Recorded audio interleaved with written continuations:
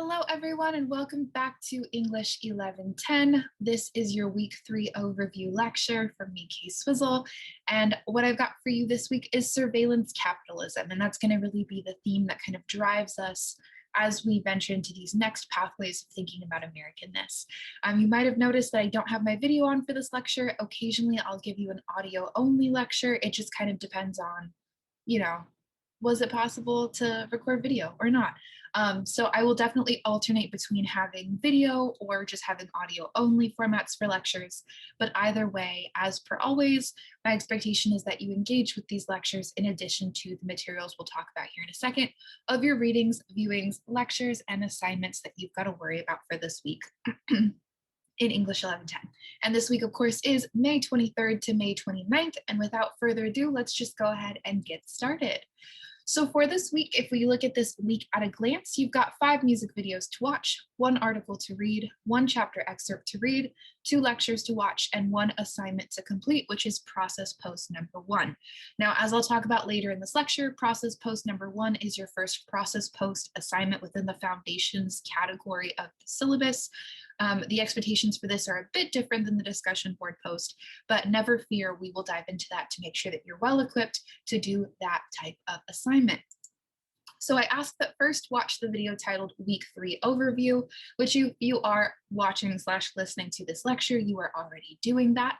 As always, I ask you to do this because sometimes I will add in additional information to, let's say, the prompt or the text or whatever it might be within the lecture that are not included in the schedule of assignments, because of course, there's just simply not enough space to really articulate to you fully in that document why are we looking at particular things. And I've generally found that students who engage with the lectures, in addition to, doing the readings and the viewings and so on, to have a, I guess, a more refined understanding of sort of the why behind the class, like why would I assign these particular texts together, so on and so forth. So do keep that in your kind of back pocket as you navigate the course. Then I ask you to watch the 5 music videos assigned for this week, which are Madison Beer's Dear Society from 2019, the 1975's The Sound from 2016, Halsey's Graveyard from 2019, Britney Spears' Lucky from 2000, and Katy Perry featuring Skip Marley's Chained to the Rhythm from 2017. So the reason I put these 5 music videos together is because I want us to really be attentive this week as we start to go into surveillance capitalism, to think a little bit about how, the cult of celebrity and Hollywood and fan culture and the desire to be famous really interfaces with Americanness in the 2010s. Particularly in this decade, we understand that, of course, social media kind of collapses the boundaries between Hollywood and celebrity and the everyday person. And as we see Madison Beer and also the 1975 kind of address in their respective texts, we have kind of critics and fans and internet users really able to engage with celebrities and pop culture texts in totally different ways. Sometimes, of course, culminating in hate or trolling, other times culminating in kind of really productive and engaging and empowering relationships. But really in Beer and the 1975's text, we can understand an attention to perhaps what is the role of the public in kind of discussions of or representations of celebrity. With Halsey and with Katy Perry, we see each of them really using specific settings that are quite similar. And I want you to be really reflecting on and thinking about what is the significance of the settings that they choose for their music video treatments. And of course, with Britney Spears, and I think especially as of late with kind of the Britney Spears documentary that came out recently, we have a really renewed sense of attention to Britney Spears and kind of how her relationship with fame has evolved over time. And I want you to really be attentive to her lyrics and how those lyrics are translated into the visual form of the music video. And across each of these texts, it'll be important to think about, is the group or the singer functioning as a narrator and as a character? Are they a narrator looking on to someone else? Are they participating in the landscape of the music video treatment, right? Like, what is the significance that's happening there? But especially as I'll talk about with different concepts in the in-depth lecture, we want to really be thinking about how perhaps celebrity and fame and these just kind of different dimensions of value and worth and kind of usefulness also factor into our conversations about what it means to be American or to be embraced within an American context, okay? So 5 great music videos to look at this week, and I'm really excited to hear your thoughts and analyses on them. Now, next, I ask that you review the following 2 readings. The first of which is Gia Tolentino's The Age of Instagram Face from The New Yorker. I wanted to note that you have the option of listening to this article on The New Yorker. They do provide a little feature in the article that you can click play and you can listen to the audio. That is definitely one recommended option. I know some students will have the audio playing as they read along, and that can be a really great way to stay focused. But this piece was one that Gia Tolentino wrote as kind of a decade in review piece for The New Yorker, which means that she was kind of reflecting on internet culture and how it developed and evolved in the 2010s. So she's thinking specifically about a trend she observes in the 2010s and what she terms as Instagram face. And as I'll talk about in the in-depth lecture, we're looking to this secondary source not only as a companion piece to the music videos for this week, but also as a way of helping us to think about, as little pop culture scholars that you're becoming, how can you perhaps propose a concept or propose a term that allows us to kind of recognize certain traits or features, to not use a pun, that kind of all fit within a specific phenomenon, okay? So really great article. I really enjoy this one. Students typically enjoy this one. It does get a little bit lengthy, but I encourage you to really take your time here because Gia Tolentino is really building out a thoughtful analysis of just how she's thinking about Instagram and social media and beauty cultures in the 2010s. You also have an excerpt from Shoshana Zuboff, Home or Exile in the Digital Future, which is from her text, The Age of Surveillance Capitalism, The Fight for a Human Future at the New Frontier of Power. This, of course, is the text that gives this week its name. I've only asked you to read 4 pages from this chapter because Shoshana Zuboff is a very kind of long-winded writer in this book with good reason.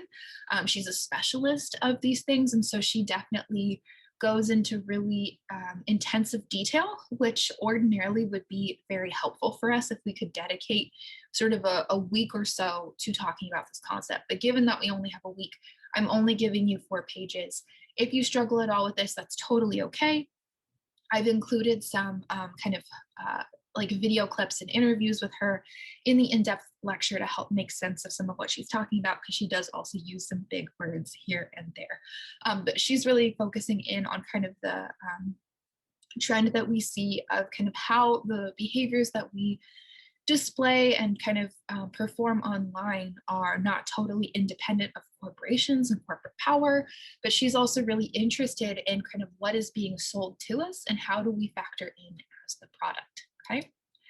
Then I ask you to watch the video titled Week 3 Lecture, which is your in-depth lecture for the week. Of course, once you've watched the music videos and read the 2 readings for this week, that lecture will hopefully make a lot more sense.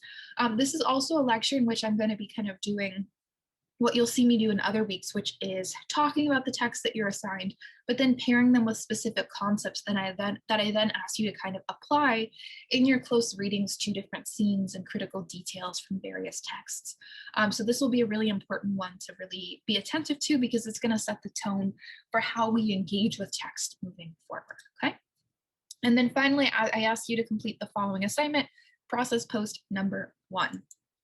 Now, I want to just clarify the differences between discussion board posts and process posts. So discussion board posts, which you have done 2 of by this point, are 200 to 300 words, and they're very concentrated on observations. And it's kind of meant to be an exploratory writing exercise in which my goal for you is to kind of get your feet wet in doing this pop culture analysis, but more specifically to just kind of think about and almost think out loud, if you will, about what caught your attention in a particular text for that week.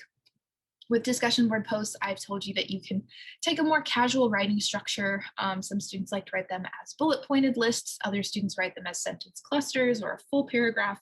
But the goal of the discussion board post is to generate ideas by analyzing a specific detail, not necessarily to provide a thesis or conclusion, right? The discussion board post, I want you to be very focused in on one thing. Process posts are a little bit different. These are going to be formatted as a series of guided questions that are provided to you in list form. So I'm deciding for you where your attention is going to be directed in terms of topic, right? Whereas with the discussion board posts, you have a little bit more flexibility in that you can kind of determine where exactly you'd like to be looking. Now, process posts, the questions that are included in this list form are going to ask you to consider specific details in the text and guide the focus of your writing / observation. So they're going to point you in a particular direction, and then from there, you're able to kind of have a bit of flexibility about, how you're interpreting or applying something. They are meant to be exercises in applying concepts related to the course to your writing process and analysis of text. So really what I'm looking for in process posts is not so much observation as I'm looking for in the discussion board post, but in this case, I'm looking for, do you comprehend the concepts we talked about this week?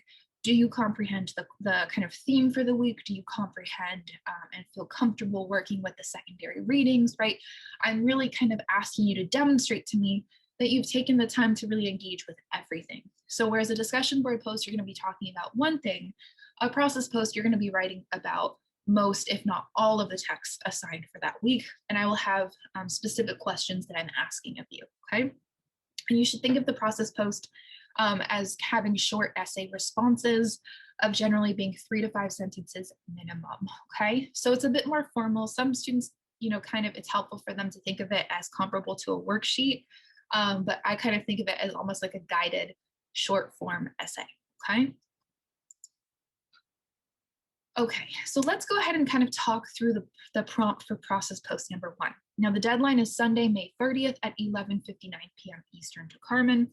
If you will recall, all assignments assigned in the month of May, you have until the last day of the month to turn them in. And so for this month, that would be Monday, May 31st. So you do have one day after this to turn this in if you should so please to do so, but this is the recommended weekly deadline, okay? Now the prompt reads, watch the music videos for Britney Spears' Lucky, the 1975's The Sound, Katy Perry featuring Skip Marley's Chained to the Rhythm, Halsey's Graveyard, and Madison Beer's Dear Society. And then read Gia Tolentino's The Age of Instagram Face and Shoshana Zuboff's Home or Exile in the Digital Future. After engaging with each of these texts, ideally by reviewing them more than once, watch the video titled Week 3 Lecture. Finally, respond to the following questions with short essay answers, 3 to 5 sentences minimum per question. For questions number 2 to 5, please use each music video assigned for the week only once. That is, do not write on the same music video more than once when answering these 3 questions. You can write about a music video for a second time in the first question, however, and I'll kind of explain what I mean here in a moment.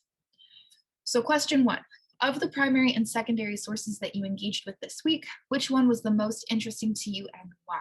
How do the videos for this week differ from or extend the ideas put forth in the music videos from last week?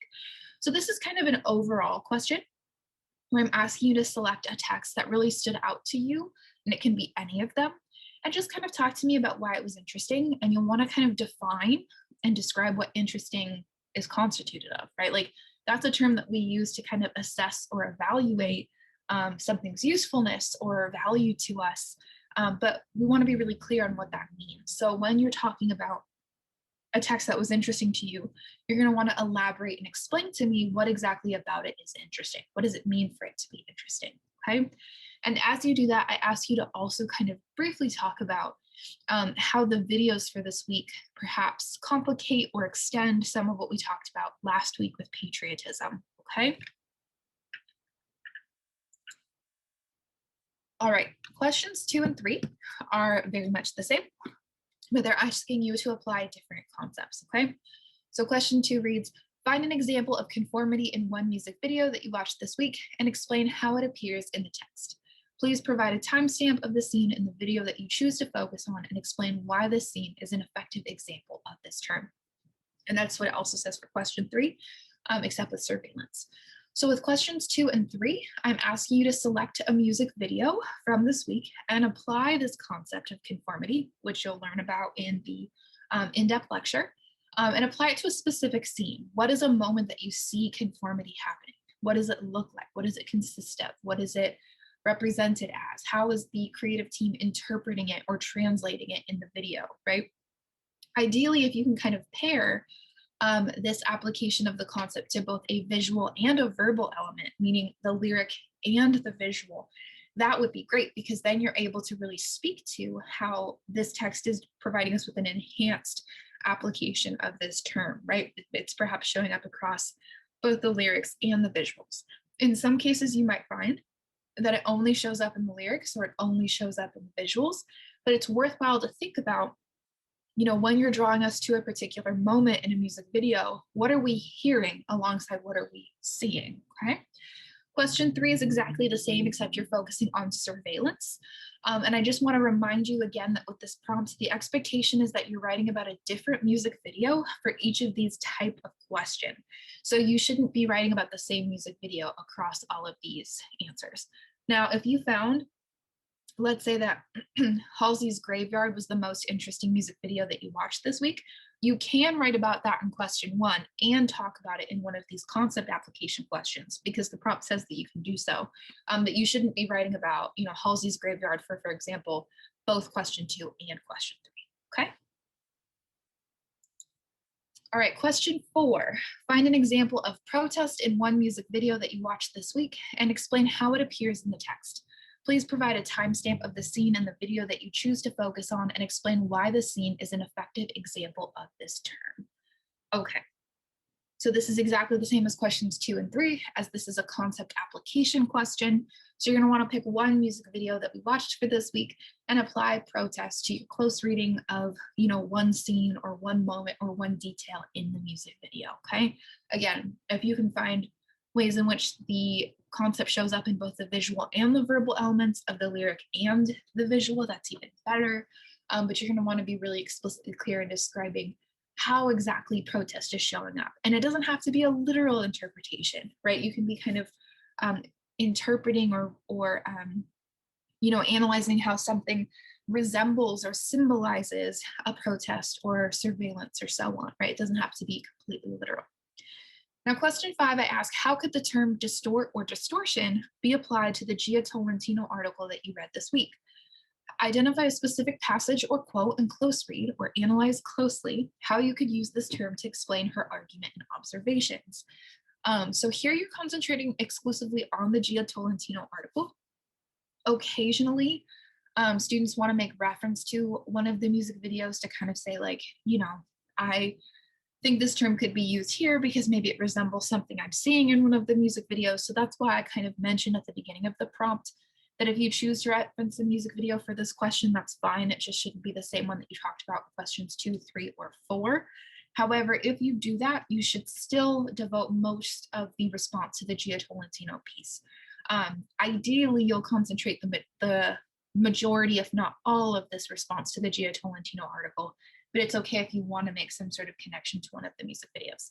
But the point is that you'll need to select kind of a quote that really helps to emphasize, and that you can talk about in your close reading, helps to emphasize kind of how that term could be useful to apply, okay? And then question 6 is specific to Shoshana Zuboff's chapter. And I ask, how is the term surveillance capitalism defined in Zuboff's chapter? What is the significance of the term surveillance in this phrase? According to Zuboff, how does surveillance capitalism make use of human experience and modify it? Now consider how you navigate the internet in your daily life. Provide examples of goods and services that predict our behaviors and desires. Do you or people you know use some of these goods and services in your daily life? So here I'm asking you to really kind of in your own words define how Zuboff is defining surveillance capitalism, and to really articulate why she's using the term surveillance there. Like, how is that changing the word capitalism?